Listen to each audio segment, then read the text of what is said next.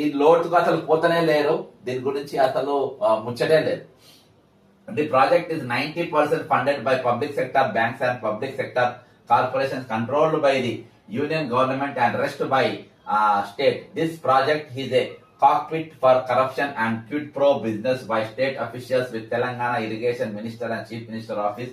The team consists of the main contractor and various subcontractors having each package for a team consists of the segment of the work. The entire project is divided into 7 links and 28 packages, spanning a distance of approximately 500 kilometers through 13 districts and utilizing a canal network of more than 1800 kilometers.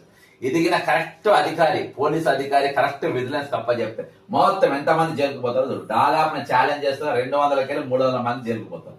The irrigation of staff who are ఇలా కాంగ్రెస్ పార్టీలో కూడా వెళ్ళినప్పుడు అక్కడ పోయేంత వరకు కూడా దాని గురించి ఎందుకు చర్చ జరగలేదు, ఎవరు ఎందుకు మాట్లాడలేదు. ఎందుకనంటే ఇలా అందరికీ వాటాలు ఉన్నాయి. ఈయనకు లేవు ఆనకు లేవు అనే లేరు, అందరు కూడా వాటాలు ఉన్నాయి. అందుకనే ఈరోజు కమిషన్ నేను కూడా జస్టిస్ పినాకి గారిని నేను కూడా కలవడం జరిగింది. ఇప్పటి వరకు కొంతమందిని పిలిపించాను. అందులో ఫస్ట్ ఈటల రాజేందర్ గారిని పిలిచిండ్రు, ఈటల రాజేందర్ పోయిండ్రు. తర్వాత హరీష్ రావు గారు పోయిండ్రు. తర్వాత అయినా కేసీఆర్ గారు పోయిండ్రు. మరి ఈటల రాజేందర్ని ఎందుకు పిలిచిండ్రు? ఈటల రాజేందర్ ఎడ్యుకేషన్ మినిస్టరా? కాదు. మరి ఎందుకు పిలిచిండ్రు? ఫైనాన్స్ మినిస్టర్, నువ్వు అప్పుడు బిల్లులు ఇచ్చినావు చెప్పిండారని పిలిచిండ్రు. సార్ దీని వెనుక రాజకీయ దురుద్దేశం ఏమున్నప్పటికీ ఈయనను పిలిచారు. మరి ఈయన ఫైనాన్స్ మినిస్టర్ పాత్ర కూడా ఉంది అన్నప్పుడు ఫైనాన్స్ సెక్రటరీ అయిన రామకృష్ణరావు కూడా పాత్ర ఉంటది కదా. మరి ఈయన ఎందుకు?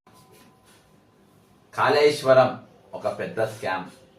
కాళేశ్వరంలో దాదాపు 84,000 కోట్ల రూపాయలు స్కామ్ జరిగింది. కాళేశ్వరంలో ఇది జరిగింది అది జరిగిందని చాలా మాట్లాడింది.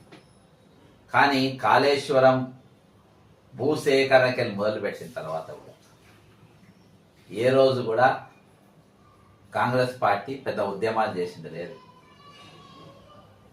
మేయా కృష్ణారెడ్డికి వర్క్ అలాట్మెంట్ అప్పుడు కూడా ఎవరు కూడా మాట్లాడింది లేదు.